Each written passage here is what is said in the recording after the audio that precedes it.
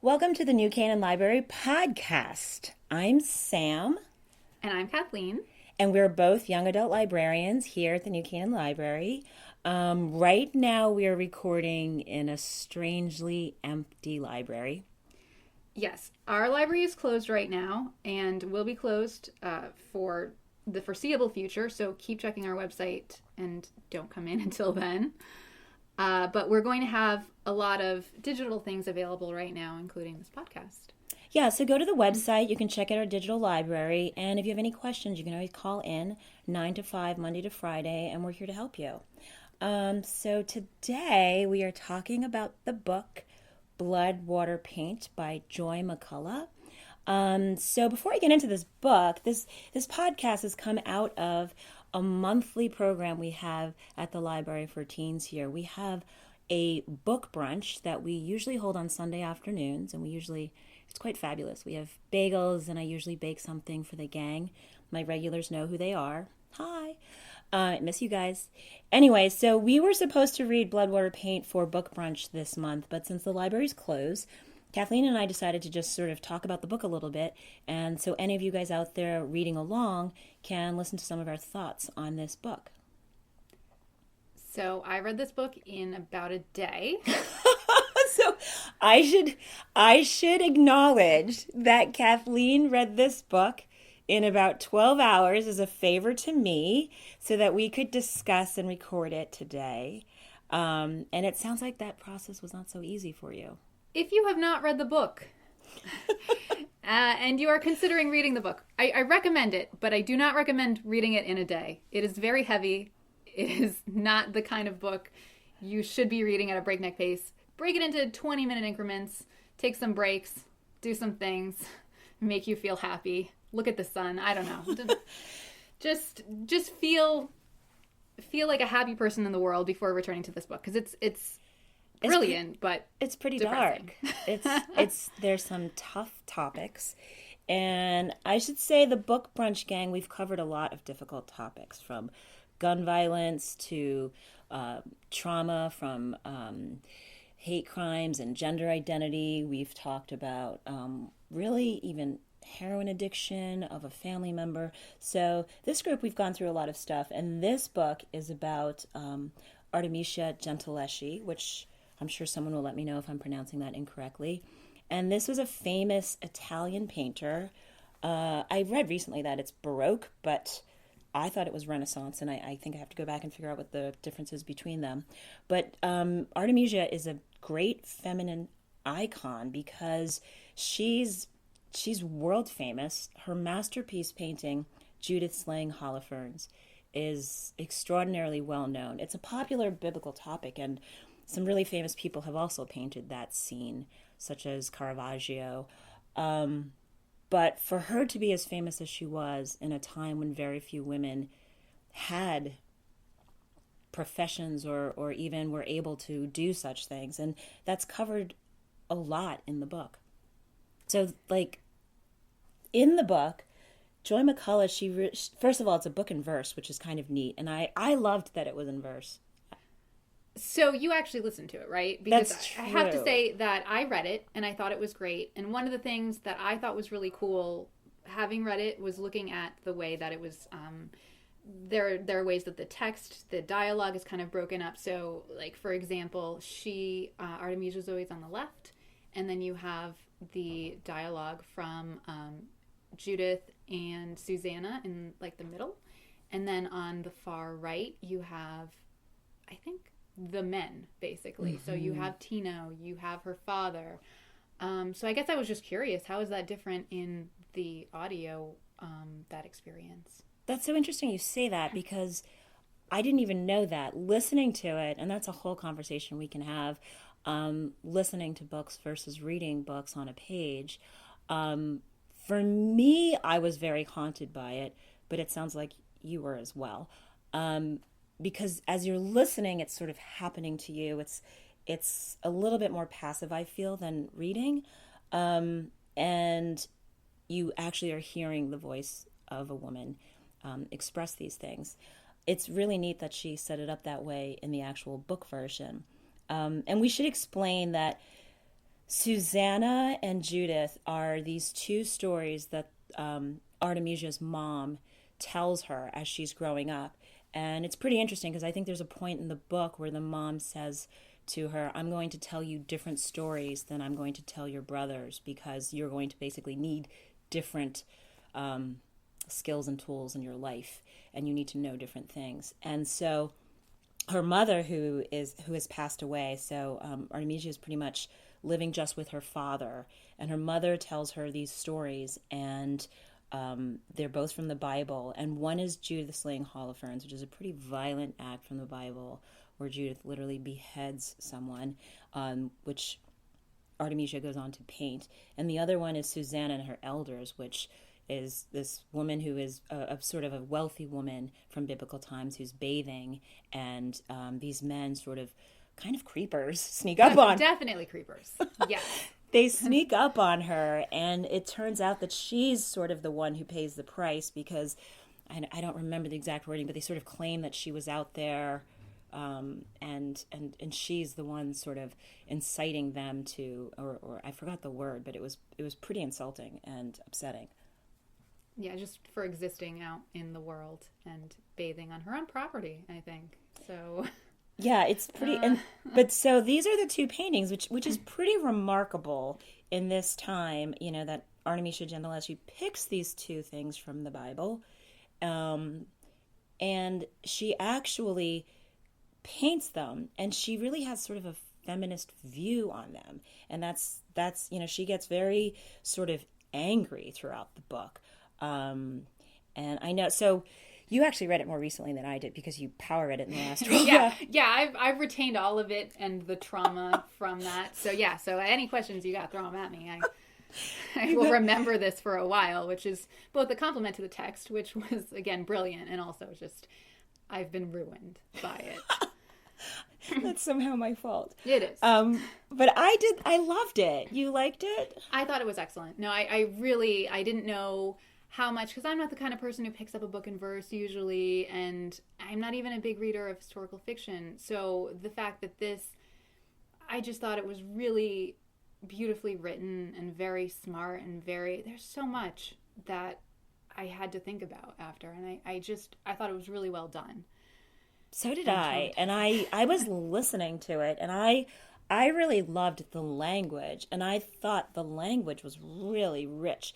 Not just how they talk about the colors and the paintings and the process, but also her rage and her frustration. So we didn't even get to the part that she basically her father hires a teacher, and he rapes her and then acts as if nothing has happened, and so she's really torn, and there's this whole process of, should I say something, and what will happen if I do, what's the price if I speak my truth. Right. And I think for me, just the thing, so obviously you want her to gain this strength from Judith, and Susanna is really, I think she has no supportive women in her life, which is really terrible. It was heartbreaking. So yeah, so that was just something that really stuck out to me. But also, so she's using these characters from the Bible and also from her own paintings, and in using them as sort of this inspiration to think about, well, how do I speak up? But just the fact that ultimately she had to find the angle of Tino damaging her father's property as this is kind of the angle of how can I have men feel outraged. That is really rough. It was, but it was also, it's I think it's very relevant right now. So as we've forced Kathleen to power read this book, the Harvey Weinstein verdict came out this week. So, there's a lot of things going on right now in the news and social media regarding that. And just, I think at this point, a lot of people are very familiar with the stories about that, about the courage of speaking out. And also, I think this book really touches on the personal price of speaking out, and the strength and the courage required to do so. Absolutely. The fact that she is maimed as part of this trial And not knowing the history ahead of time, I was pretty shocked by that. And the fact that she was able to paint afterwards is incredible as well. But just that she has to physically pay the price after already suffering just to prove her possible innocence. I love how the book ties her frustration and rage into these well-known paintings. And I actually saw the painting a little bit differently after reading this book. And to be fair, this book is loosely based on Artemisia Gentileschi's Let. I think there's actually a lot of outrage historians out there about the liberties taken, but All right, yeah. you know, there's no better time than a book in verse to take poetic license. So, like, did you like that? I did. Thank you. But I do see the paintings differently, and I think, you know, we could probably get the paintings up on the website. I think we should be able to do that, and maybe we could even contrast it. One of the things that I think is really interesting, that is a theme throughout, is just this idea of how a woman can portray a woman's pain and anger differently from a man who maybe doesn't feel it or see it. And so obviously there are works of the same subject matter that come out differently. So you could compare it with a Caravaggio, for example. One thing I believe I read about her version, though, is that she has made the villain look like Tina. Now, is that correct? Oh, that he's the one being beheaded? I believe this is what... Ooh. I should have probably double-checked before saying this. I feel like... No, I'm glad you said it. Even if it's not true, I'm glad I had the thought in my head. We're going to believe it's true. No, and I know earlier there's a reference to her father looking like a leering elder in the Susanna picture she's making. So I think she's taking this pain and kind of turning it into, you know, what do I do with this? I have this pain, but I also have this talent. And where do those to meet? What can I do? Which is where the best art comes from, I think.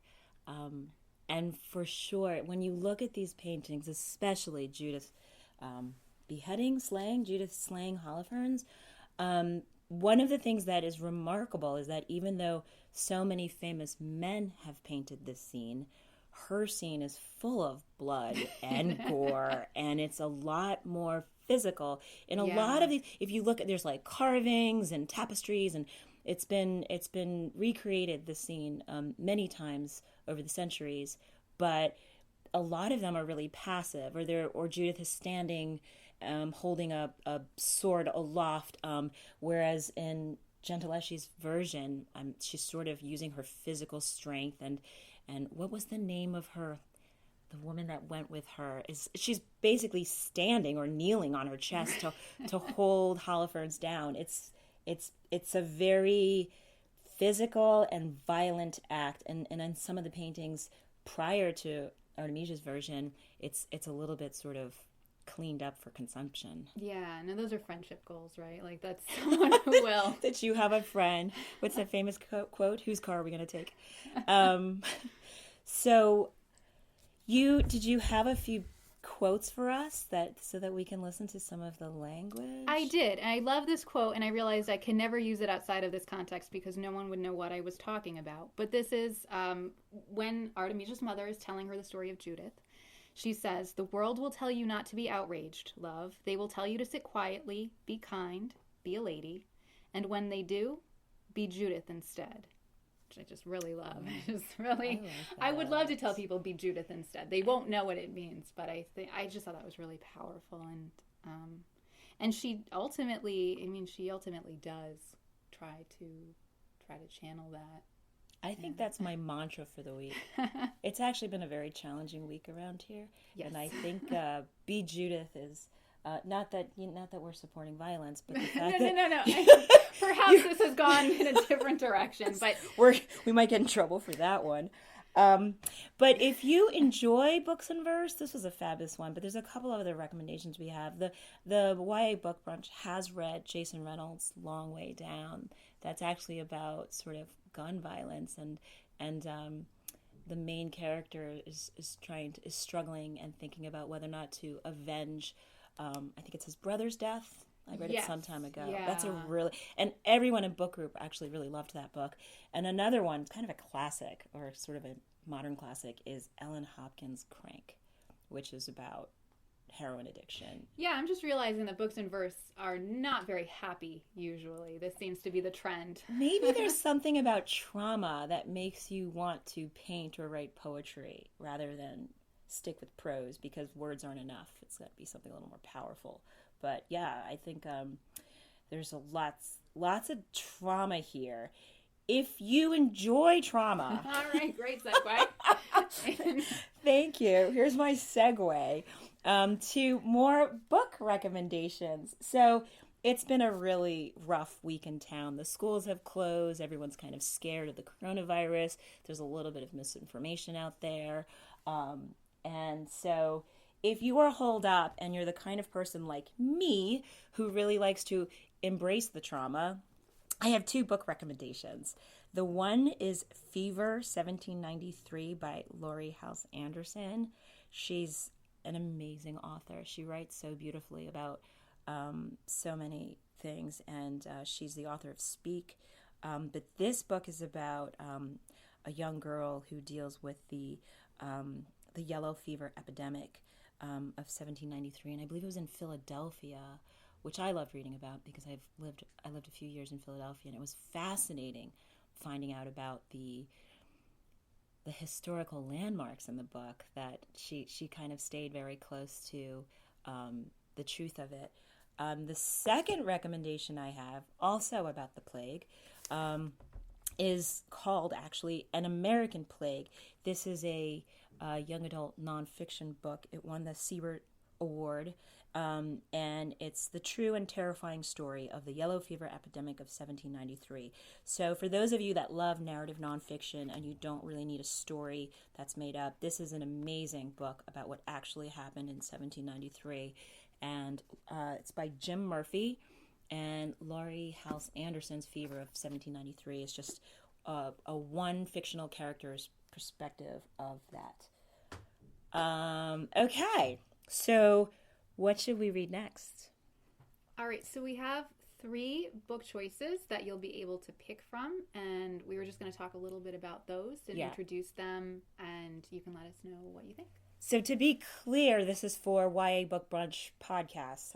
We don't know how long we're going to be closed, but so if you guys want to read along with us, we will do another recording. And because Kathleen is going to take the full weekend to recover from power reading Bloodwater Paint, I told her that she can come up with the options, and we're going to put the options in our Young Adult Readers newsletter. If you want to contact us, you can email me at sconnell@newcanaanlibrary.org. You can email Kathleen, and your email is? kkraus@newcanaanlibrary.org, and I think those are on the website as well. Yeah, so if you want to reach out to us, if you are not on the newsletter and you want to vote in terms of what we're reading next, Kathleen's going to tell us what our options are. All right, so these are all available on Hoopla, so everyone can check them out at the same time, which is really great for this. And so first up, I have Keep This to Yourself by Tom Ryan. If you have ever had a conversation with me, I've probably tried to put this book in your hands. I thought it was a lot of fun. I really love mysteries and thrillers, and the only thing that really bugs me is when I don't think that the mystery is compelling enough or it's too easy to predict. And I think the great thing about this book is that there are lots of twists and turns. You really don't know what's coming. Even if you kind of feel like you can see where it's headed, it's just going to shock you in the end. And so it's this sleepy seaside town that had a serial killer a year ago, and now it's a year later, and they're kind of picking up the pieces when the main character finds this clue from his friend who was unfortunately the last victim, and it sounds like he knew who it was and was going to meet the killer. So now he's trying to solve the mystery. Full disclosure, Kathleen loves mysteries and thrillers. Yeah, so not all of these picks are. So okay, actually they are not. Second is The Epic Crush of Jeannie Lo, and I like to pitch this one as if you love Percy Jackson and you're like, what's the next step? I feel like this is the next step. So it's Chinese mythology. It's really funny. It's about this girl, Jeannie Lo, who finds out that she can slay demons, always a good skill. One does. And so she has to kind of adjust to this new life while also this weird guy who turns out to be the Monkey King, as one does. Oh, neat. That's Yeah. a real Chinese folk Yeah, tale. so it's all of this. Oh, I love the Monkey King. Okay, all right. Yeah, so it's all mixed in with that, and then she's slaying demons. So that's Epic Crush of Genie Low by FCE, and then finally Mun Mun by Jesse Andrews, which apparently Sam hated. I've probably recommended this book to you as well. Would I use the word hated? I couldn't get through it. Yes, but you love it. I love this book, and I think it is very polarizing. So I will say that there are going to be some people who do not like it at all. It is written in sort of a made-up language, but it's dystopian. It's got a lot of, it's like an alternate universe where everyone's size is relative to their wealth, and so I'm remembering why I can't get through it. Oh boy. Our main character is a little poor, which means he's little and poor. And so he's trying to make his way in the world, and it's What's insane. the name of the It's people got they're trying so to be? The big riches? I believe big riches. So you're like yes. little poor, and there's all these and your physical size changes. It does. It does. Okay. They explain it in the book.